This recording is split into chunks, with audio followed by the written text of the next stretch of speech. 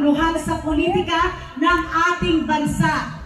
Ito ay ang partidong nagdala kay Rodrigo Roa Duterte noon ay alkalde ng Davao City sa kanyang matagumpay na pagtakbo sa pagkapangulo noong 2016. Sa kauna-unahang pagkakataon po, isang leader mula sa Mindanao ay nahalal bilang Pangulo ng Republika ng Pilipinas. Ito rin ang ikalawang pagkakataon na ang pinipilaban ay nakapaglukluk sa isang kandidato ng pinakamataas na posisyon sa pamahalaan. Sa ilalim ng kanyang pamumuno na kilala sa tapang at malasakit, naging makapangyarihang puwersa para sa reforma si Pangulong Duterte at ang PDP laban.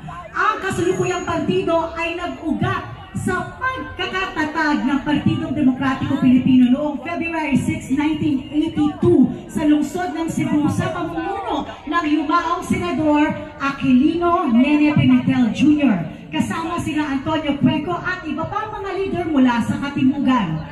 Samantala, ang Partidong Laban ay itinatag naman noong 1978 ng yumaong Senador Benigno Ninoy Aquino Jr. mula sa pinag-isang adhikain ng dalawang makasaysayang partido, nananatiling buhay ang diwa ng tunay na paglilingkod sa bayan. Isang pamana na patuloy nating pinagyayaman at pinangangalagaan. Ang adhikain ng dating Pangulong Rodrigo Roa Duterte ay pagbabago. Second chance, katulad ng ginawa niya sa Davao City, isang napakagulong lugar, pugad ng iba't ibang rebeldeng grupo at sindikato. Pero dahil sa kanyang tapang at malasakit, naging tahimik, mapayapa at progresibo ang Davao City. Yan din po ang dahilan kung bakit ako ay napili ni Tatay Digong na maging PDP Laban President. Dahil katulad po ng Davao City ay simbolo ng pagbabago at second chance. Mula po sa pagiging real bad boy, nagbayad ng kasalanan sa kulungan, nagmuslim at nagbagong buhay. At ngayon po ay isa pong senador po ninyo. Number one! Number one! Allahu Akbar! Takbir! Ang pagbabago po, basta't may tapang at malasakit, yan po ang adhikain ni Rodrigo Roa Duterte. Pagbabago, second chance. Tandaan po natin, kahit kailan, hindi po naging pagpatay ang adhikain ni Rodrigo Roa Duterte. Ang kanyang daladala ay pagbabago, second chance. At mga kababayan, ito na po ang last chance po natin lahat para makamit ang pinapangarap nating pagbabago para sa Pilipinas. Mga mahal nating kababayan, ito po ang Duterte, ang kandidatong senador ng ating Supremo, Rodrigo Roa Duterte! Yes! Magsimula po tayo kay Attorney Jimmy Bondo!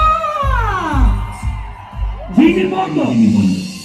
Kung dati ay may bakal na kamao na Pangulo, kailangan natin ngayon ng bakal na prinsipyo sa Senado upang isabatas ang prinsipyong Duterte.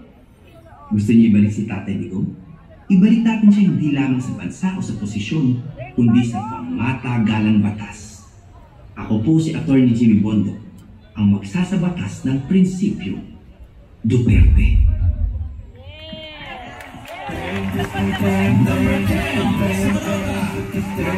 Palakpakan po natin, Attorney Jimmy Bondo!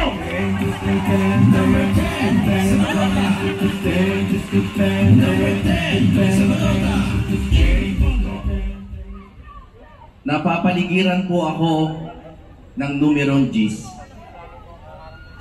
Ang Duterte po ay binubuo ng 10 magigiting na kandidato.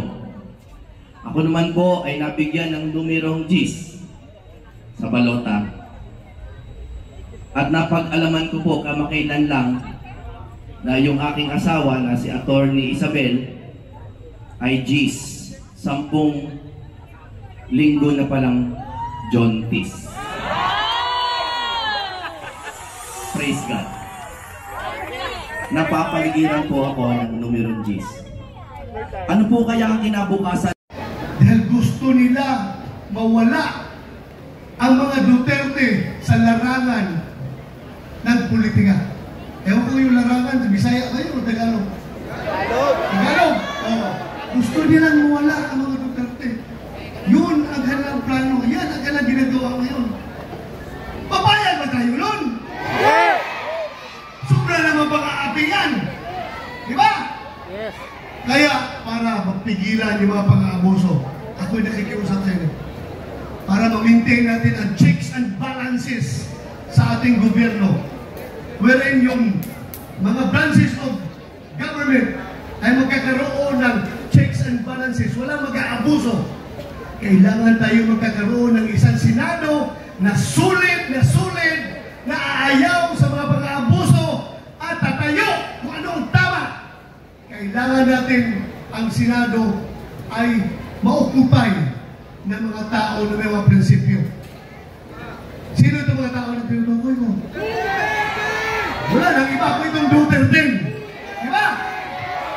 Alam nyo, isa-isahin ko. Nag-listahan natin yan. Kalbo ko na nakikita dyan. Atty. Jimmy Bundok. Napakagaling na bugado. At napakaganda yung kanyang plano para sa ating bansa. Mamaya na ako. Mamaya na. Senator Bongo, Mr. Malasakit. Kilala ninyo yung tao na yan.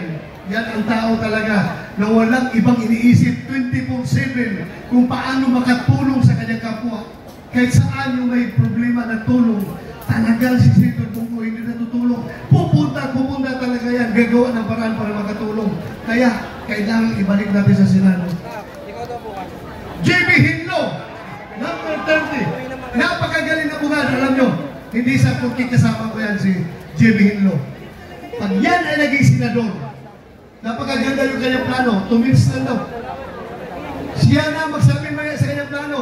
Ako, bihira ako mag-appreciate ng isang legislative proposal galing sa isang tao. Pero kung makita mo yung proposal niya, napakaganda. Siya na mag-explain mamaya. Brilliant. Attorney Raul Lambino. Napakagaling na abogado at magaling sa agriculture. Rodante Marcolita, Congressman Marcolita. Walang natalo dito sa debate, kahit sino. Pastor Apollo Kibuloy, man of God. Ganda no? May mga abogado, mayroong man of God. Atty. Vic Rodriguez, ayaw ng korupsyon. Kaya umalis siya sa gobyerno. Dahil nakikita niya hindi na maganda. Kaya, itong tao na ito may prinsipyo talaga. Philip Salvador, premiadong aktor, multi-awarded. Ang puso niya ay grabe para sa mga mahirap. Doc Marites Mata, magaling na doktor. Kaya kung makita nyo, yung komposisyon namin, abogado, doktor, Mr. Malasakit,